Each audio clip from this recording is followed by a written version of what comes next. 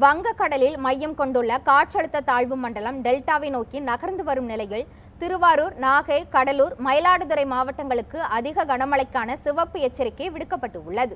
வங்கக்கடலில் உருவாகியுள்ள காற்றழுத்த தாழ்வு மண்டலம் நாகையிலிருந்து தென்கிழக்கே சுமார் 630 கிலோமீட்டர் தொலைவிலும், சென்னையிலிருந்து தென்கிழக்கே சுமார் 830 கிலோமீட்டர் தொலைவிலும் மையம் கொண்டு உள்ளது.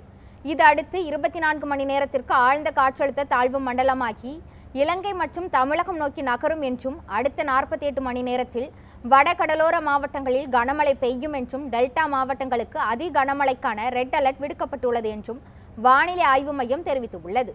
காற்றழுத்த தாழ்வு மண்டலம் டெல்டாவை நோக்கி 10 கிலோமீட்டர் வேகத்தில் நகர்ந்து வரும் நிலையில் திருவாரூர், நாகை, கடலூர், மயிலாடுதுறை ஆகிய மாவட்டங்களில் பரவலாக கனமழை பெய்து வருகிறது. கனமழை எச்சரிக்கையால் மீனவர்கள் கடலுக்கு செல்ல வேண்டாம் என அறிவுறுத்தப்பட்டு உள்ளது. இதனால் மயிலாடுதுறையில் மீனவர்கள் கடலுக்கு செல்லவில்லை. படகுகளை மீனவர்கள் பாதுகாப்பாக கரையோரத்தில் நிறுத்தி வைத்து உள்ளனர். கடலூர் மாவட்டத்தில் கடலில் வழக்கத்தை விட சீற்றம் அதிகமாக காணப்படுகிறது. காற்றழுத்த தாழ்வு மண்டலத்தின் தாக்கத்தால் கேரளாவிலும் திருவனந்தபுரம், கொல்லம், பத்தனம்திட்டா, இடுக்கி, எர்ணாகுளம், திருச்சூர், பாலக்காடு மற்றும் மலப்புரம் ஆகிய 8 மாவட்டங்களுக்கும் கனமழைக்கான மஞ்சள் அலர்ட் விடுக்கப்பட்டு உள்ளது.